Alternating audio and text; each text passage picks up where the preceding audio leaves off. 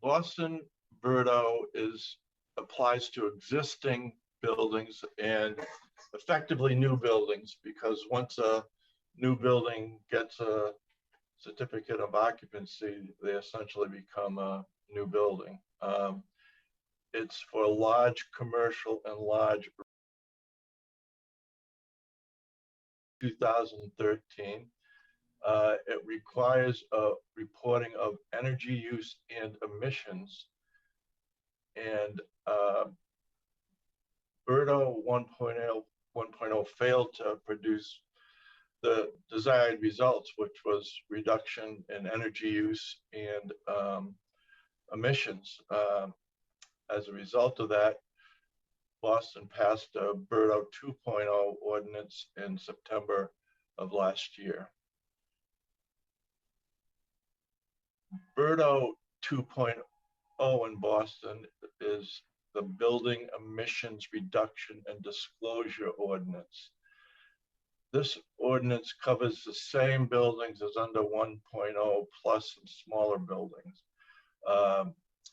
It requires buildings to achieve net zero emissions by 2050, and it sets mandatory milestones for doing that over a period of time. It offers multiple compliance pathways for building owners to achieve the performance standards. A BERDO for Newton. We are now working officially on a BERDO for Newton. It includes planning staff and Ann and I, and we're working on an ordinance that will combine BERDO 1.0 and 2.0, but with phased implementation of 1.0 before we get to 2.0. A Newton ordinance would be based on a Boston BERDO ordinance, but tailored to Newton. Key decisions that have to be made in order to tailor it to Newton include deciding on the scope. By that I mean what size buildings should be covered, what types of buildings should be covered, developing timelines for when reports are due under BERDO 1.0, when reports are due under 2.0, what we want to set for fines, determining enforcement procedures, what data will be required and how we manage that data, and administration of the program, which includes things like assisting building owners in developing individual compliance plans, which is an alternative to the required timelines that would be included in a BERDO type ordinance. A BERDO for Newton, BERDO 1.0 and 2.0, the wisdom of phasing. Why do we want to do we're talking about a 2-year phase in, 2 years under BERDO 1.0. And one of the main reasons for that is to make sure that we have quality data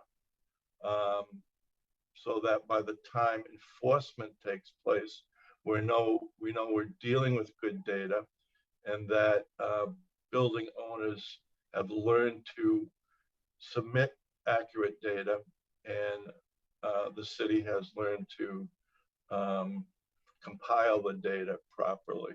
Why do we want to pass a BERDO 1.0 and 2.0 at the same time if we're not implementing for 2 years? An important reason for that is by setting the standards in one ordinance instead of phasing them in 2 ordinances, property owners can plan ahead. They'll know what the standards are. They can start looking at the data that they submit under BERDO 1.0 and develop a plan for compliance when the BERDO 2.0, the emission requirement, takes effect. It also gives us an opportunity to provide the education and assistance to building owners who may have trouble with implementing BERDO 2.0 to help them understand what pathways are available to comply with the ordinance. To Boston, that they had a very thorough stakeholder involvement process where they engage stakeholders in a couple of ways. One is through meetings with all the affected property owners. And a second way was by identifying key stakeholders who are more experienced with energy reporting, that are more forward-looking in terms of their climate action planning. And those leaders in the climate community were able to help to implement the requirement by providing support and critical information that would help to understand the ordinance and help other building owners to understand how to implement the ordinance. We need to, of course, write the ordinance. And as I mentioned previously, the key decisions that we have to make are scope, enforcement, fines, administrative procedures, and timelines, which require a lot of analysis and a lot of thinking to understand how to tailor that to Newton so it's effective, where it might not be exactly the way Boston has gone about it. And all this work needs to be done before we can determine the budget and the resources needed to implement both BERDO 1.0 and BERDO 2.0. BERDO is impactful and focused. 400 buildings equal 27% of Newton's emissions. It's a way for us to make a big impact by eliminating those emissions under a BERDO ordinance that will call for zero net emissions by 2050. As Michael points out, there's flexibility. There are various pathways for building owners to follow to implement their programs to reduce their emissions. Those pathways, some of them are more near-term and less expensive. Other ones require more planning and might be more expensive, but if that cost can be spread out over time, we think it'll be manageable. Of course, most important thing now that we have the mayor's interest, and I've had a couple of meetings with the mayor, and Ann's joined me in those meetings, and you know, she wants us to go ahead and work on this. She's appointed designated some people in city government to work on it, but we want the council support before we spend a lot of time on this.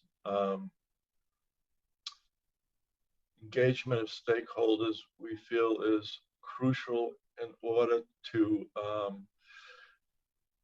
first of all, gain supporters. And as was the case in Boston, they went through a stakeholder engagement process and they had very little opposition.